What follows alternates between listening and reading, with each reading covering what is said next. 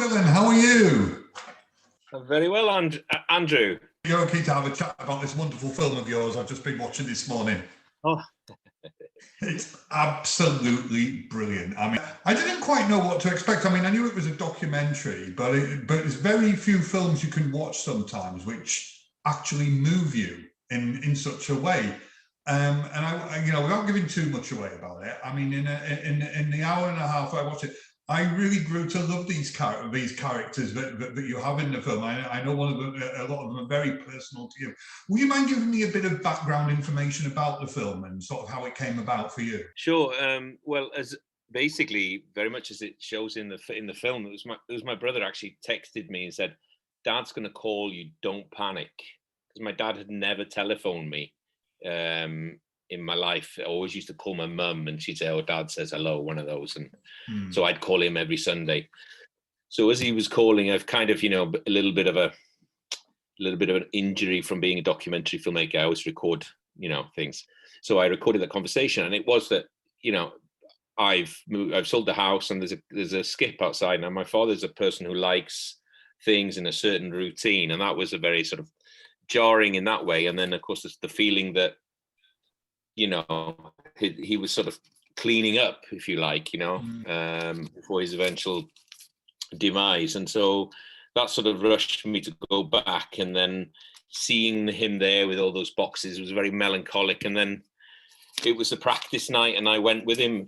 I always used to hate that choir, used to hate sitting in the back of the community halls. And I went in there and there was the same faces were there, except they were in their 80s, and they started singing, and it just like, wow, it was so many different because I live in Sweden now, and the whole element of missing the home, or what does it mean, and these men, and it just took it to heart, and I just thought, well, I'm not unique, other people, if I feel something, someone else might share this kind of emotion.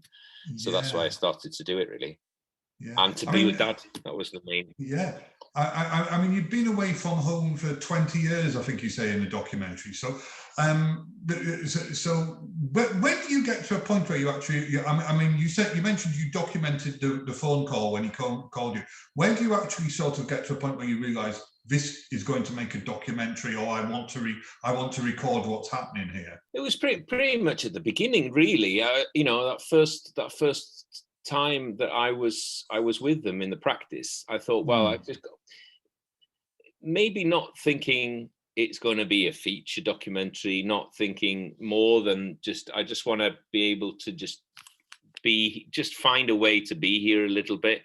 And so I got a little bit of support, which could allow me to start going over. And I think that by me being in the room filming, then the choir started to come to life a little bit. They started to talk even more. I think they've spoken for many years about trying to find new members, and it was kind of a little bit triggered the fact that I was there. And then of course they hadn't competed for 20 years, and that sort of started to grow.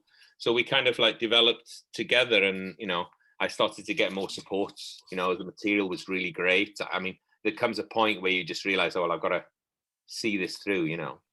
How did it affect your relationship with your father at this time as well? Because evidently you say you didn't have a lot of contact with him pretty much up till then, really. So was this a good ground for you to bond?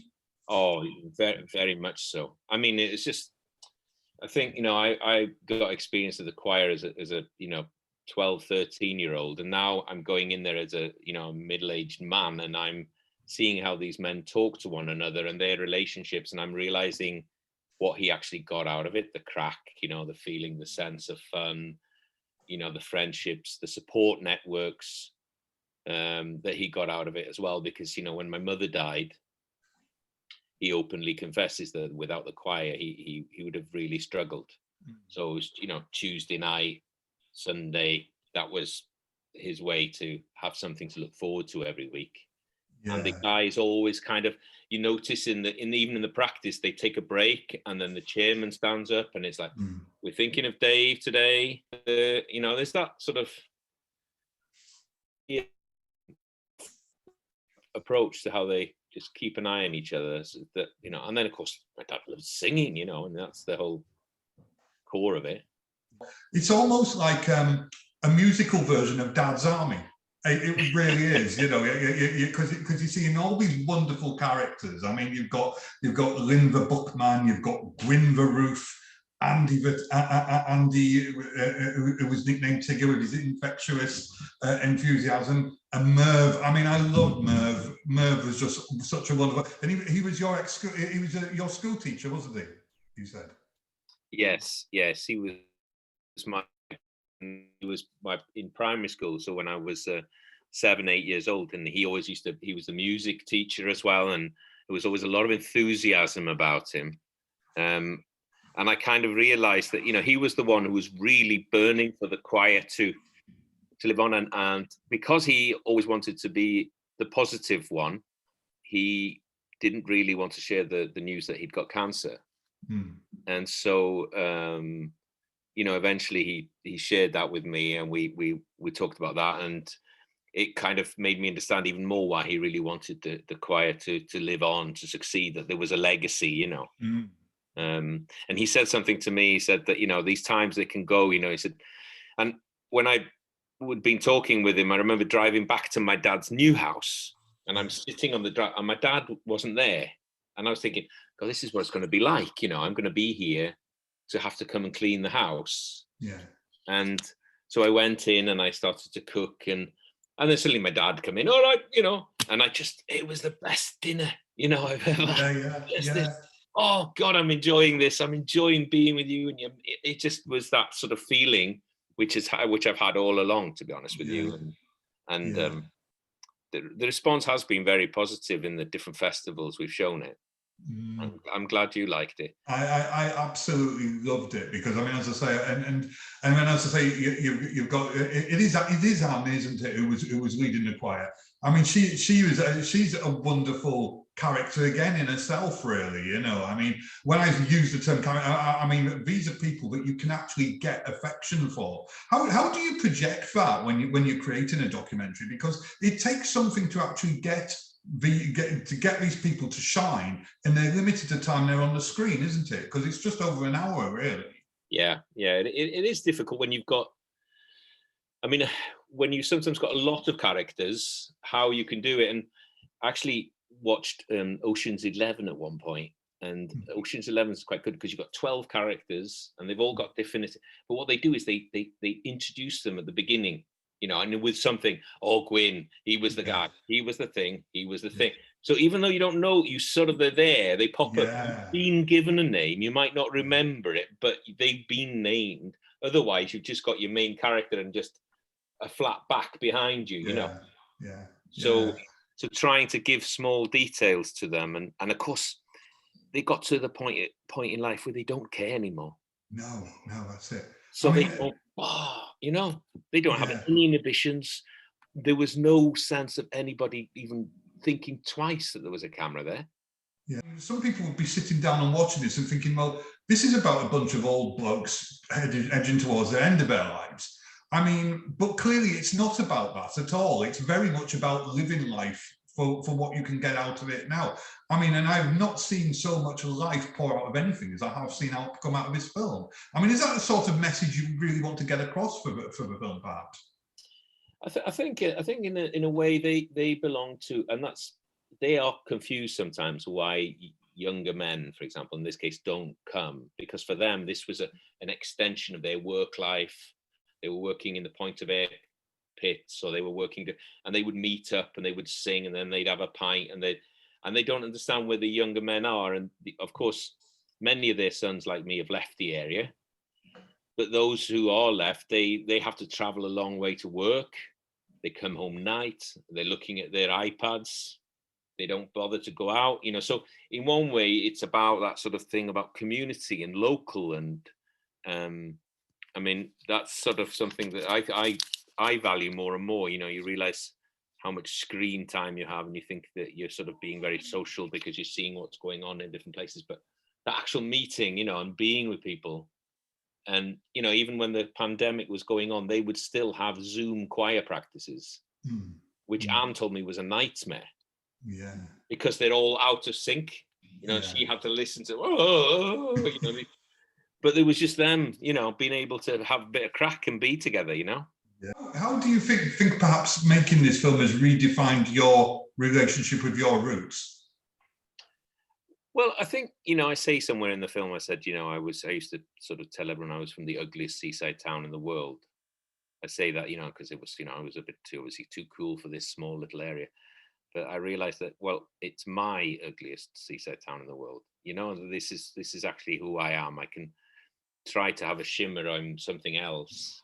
I sort of got thank God I've got come past that level where it's all about sort of trying to pretend or trying to be something else.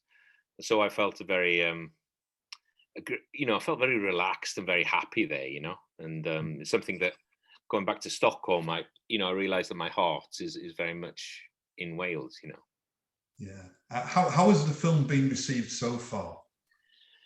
Yeah, it's been it's been received really well. It's won a couple of awards in, Lithuania and Luxembourg. It's been shown in about, over a dozen festivals now, and being bought by TV channels in Scandinavia, and Germany's now interested, and so it's kind of growing. There's people, maybe like you, there's a sort of a personal reason in that it makes you think about your own relationships with your own parents or your own, that sort of. And I think that sometimes I've made documentaries which have been about very wide, large subjects, but sometimes if you do a small subject, then it is actually quite global, So a bunch of 80-year-old men in North Wales can actually trigger some kind of emotion with a crowd in Vilnius, is of course what I've taken from it, So to try and work with more things from the heart, I think is what I've taken from it. Yeah. Have you got any other projects that you're working on at the moment? I imagine you have. Well, life as documentary maker is always constantly 4 or 5 different projects at the go.